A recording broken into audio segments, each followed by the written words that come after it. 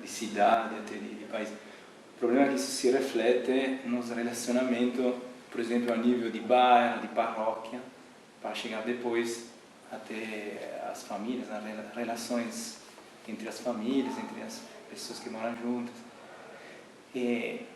Uma das questões, por exemplo, a nível de paróquia, é o fato que é difícil uma comunicação, porque sempre mais o jeito de viver, o jeito de morar, que às vezes é em um condomínio, torna difícil um pouco conhecer o que está passando, por exemplo, o meu vizinho de casa. E às vezes acontecem histórias de pessoas que faziam anos que moravam sozinhas, abandonadas, e de fato ninguém tinha percebido. Não sei se nessa nossa região se lembra de alguns fatos desse tipo, ou se está percebendo, se estamos percebendo isso. Existem as duas situações, né? Ou você se fechar para a comunicação, que é algo muito comum, né? A pessoa se isola da comunicação, e a quantidade de prédios que a gente tem aqui, as famílias que tem por aqui, cada um se isola na sua opinião, no seu canto, e não se abre a construir algo melhor. Isso é um problema de comunicação, esse isolamento. Outro problema é quando entra aquela questão da bendita fofoca, né? De repente você ouviu dizer ou você achou que é de alguém e sai destruindo a vida de todo mundo por causa de uma fofoca. Isso é tremendamente destrutivo. Inclusive em âmbitos de construir algo, de lutar por algo no bairro, se nós não nos empenhamos de fato para construir essa comunicação e chamar as pessoas por diálogo, a gente não consegue nada. Como o outro lado também é verdadeiro. No passado tivemos uma cena muito ligada à paróquia, né? Começar a associar tudo que era pequeno crime, furtos aqui ao redor, ao Arsenal da Esperança. De repente o Arsenal da Esperança era o culpado por tudo que acontecia de ruim no bairro. E ele não era. Era drogas usadas pelos próprios estudantes da faculdade, era outros jovens do próprio bairro que estavam cometendo furtos por causa de drogas. Existia alguns baderneiros e oportunistas que às vezes vão pela rua e aproveitam períodos para cometer assaltos. E de repente, não, quem está destruindo o bairro, quem está causando todo o pânico no bairro é o morador de rua, é o acolhido pelo Arsenal. O que não é verdade, que quem está no Arsenal está tentando dar uma volta por cima.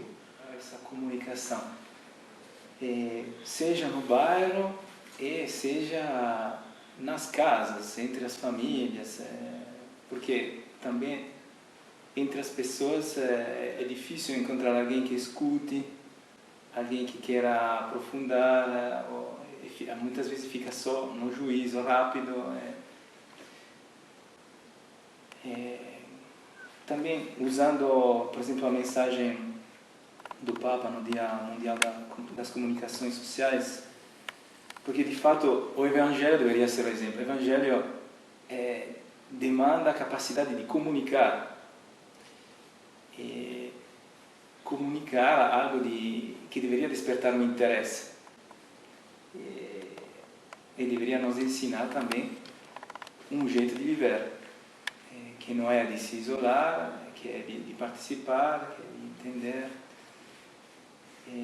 Entre as várias coisas que o Papa fala na mensagem, não sei se tem algo que marcaram vocês ou viram como mais útil para esse tipo de problema. Eu acho que é de fato uma questão de atitude, porque comunicar não é sinônimo de falar, mas sim de agir. E nem sempre o Senhor, nem sempre o Evangelho mostra uma fala de Cristo, mas sim uma atitude de Cristo. Ele falava e ensinava muito as pessoas, mas primeiro ele agia. Então, antes de ensinar as pessoas, que todos se sentem, que todos convivam, que todos vivam em comunidade. E depois que isso acontecesse, agora sim, o Senhor vai falar. Então eu acho que é uma questão de postura. Se nós queremos algo, por exemplo, na política, não precisa falar, gritar, mas na hora de votar, se nós votarmos certo, nós estamos comunicando que nós queremos aquilo, ou nós queremos isso, em todas as questões. Se nós deixamos de consumir, por exemplo, essas notícias ruins e consumimos notícias boas, significa que eu estou dizendo, olha, eu quero coisas boas, tanto para a minha vida, quanto para a vida do meu próximo. E não só ficar na tragédia, ficar vendo foto de gente morta e que fazem por aí. Então, acho que essa é a grande questão, a atitude. O Evangelho sempre nos chama a uma atitude, não só dizer coisas bonitas e pensar em coisas bonitas, mas agir de fato, mudar a nossa postura, fazer com que aquilo com quem eu ando ou aquilo que eu faço mostre quem eu realmente seja, e não só aquilo que está escrito no meu perfil, na minha rede social, mostre aquilo que eu seja. É uma questão de atitude. E seria também uma questão de atitude nos pequenos atos e também começando dentro da própria família, porque a família é a nossa primeira escola. A gente aprende as coisas em casa, então se a gente não tem essa mudança nos pequenos atos dentro de casa, começar a manifestar para as outras pessoas, não tem por onde começar. Então seria essas pequenas mudanças, principalmente dentro da família. É mais ou menos o que o Fábio falou e o que a Karina falou, a questão da atitude, do ser exemplo, e a questão que se você tem essa atitude, se você consegue ser esse exemplo e fazer isso em família, você consegue levar para fora. Você consegue mostrar para os outros que o que eu posto ou o que eu faço é aquilo. Eu não falo uma coisa e posto outra, porque a gente encontra muito isso. Você entra na rede social de um certo indivíduo e você fala, nossa, por que ele está colocando certas coisas? E aí a pessoa, pessoalmente, ao vivo, fala outra coisa, parece político, né? Fala uma coisa, mas faz outra. Então fica naquela questão. Se eu consigo juntar essas duas coisas, eu consigo ser exemplo para os outros e consigo mostrar que a comunicação pode funcionar. Mas, do jeito que se encontra nos dias de hoje, tá um pouco difícil, porque é aquilo que o senhor falou. Eu falo o que eu quero, eu publico no jornal aquilo que eu quero, aquilo que eu acho e aquilo que eu acho que vai dar dinheiro. Eu estou o famoso, o dinheiro, e o resto é o resto. Tempo com a avó, com a mãe, então você frequenta pessoas de várias gerações, né? Uhum.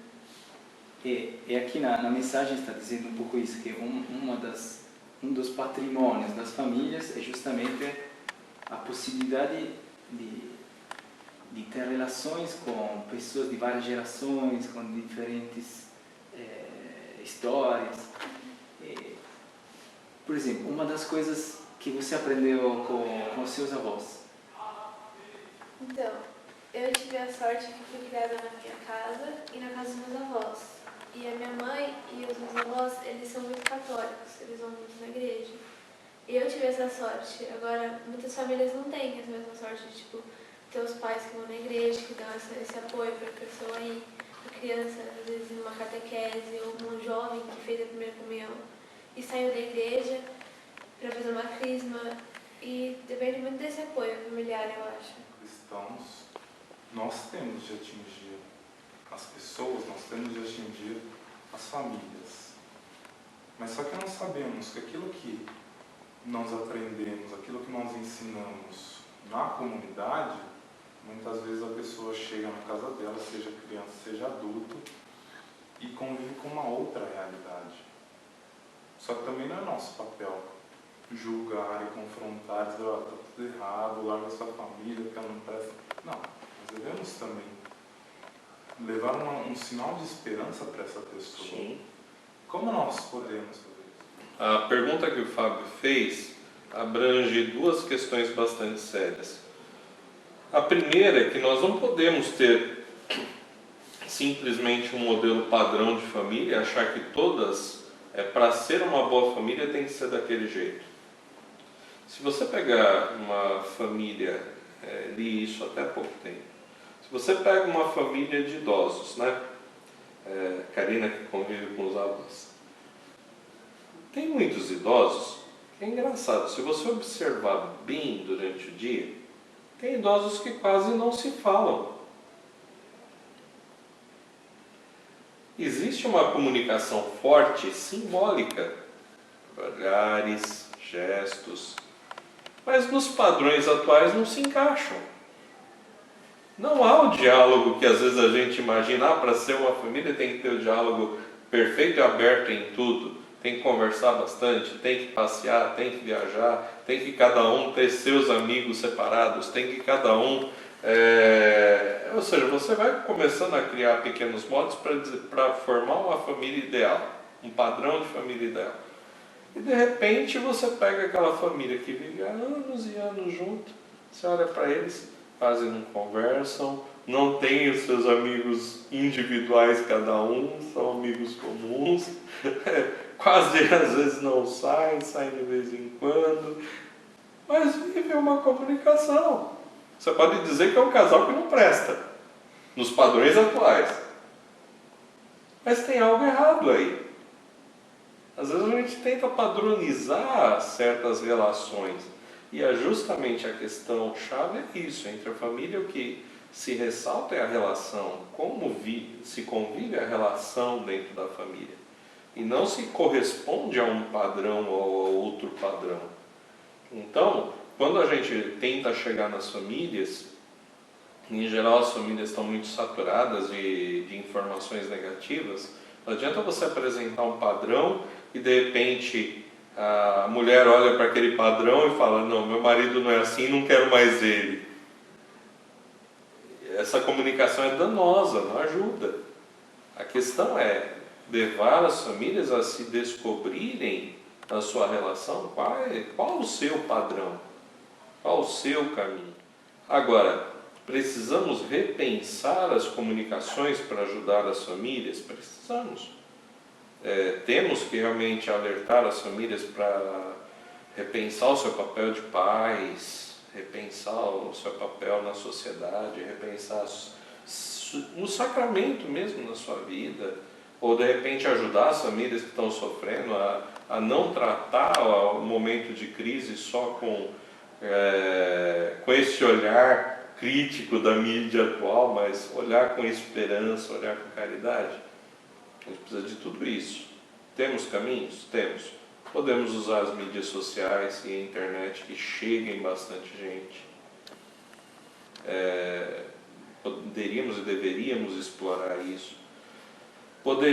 Poderíamos explorar ainda mensagens curtas em formas de panfletos, pequenos boletins, para realmente despertar para isso. O que é a vocação da família? O que é realmente o papel do pai dentro da evangelização dos filhos? São questões que eu acho que você pode até dizer, nem todo mundo vai ler, mas garanto que vai ter aquele que vai ler e aquilo vai tocar. E repito, são mensagens para ajudar cada um a se construir e não simplesmente querer copiar um modelo do outro.